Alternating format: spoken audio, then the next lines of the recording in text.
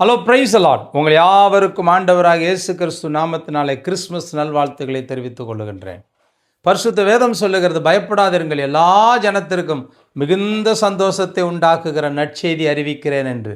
என் அன்பு சொந்தங்களே, ஆண்டவர் குழந்தையாய் பிறந்தது என்ன நற்செய்தி என்றால், அவர் குழந்தையாய் பிறந்ததே மனுக்குலங்களுடைய பாவங்களை மன்னிப்பதற்காக, மனிதருடைய சாபங்களை நீக்குவதற்காக.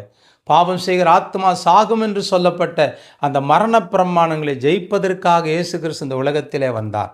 யார் ஒருவர் ஆண்டவராக இயேசு கிறிஸ்துவை சொந்த இரட்சகராக ஏற்றுக்கொள்ளுகிறார்களோ அவர்களுக்கு பாவத்திலிருந்து விடுதலை உண்டாக்குகிறார், சாபத்திலிருந்து விடுதலை உண்டாக்குகிறார். மரணத்தை ஜெயித்த இயேசு மரணத்திலிருந்தும் விடுதலை உண்டாக்குகிறார்.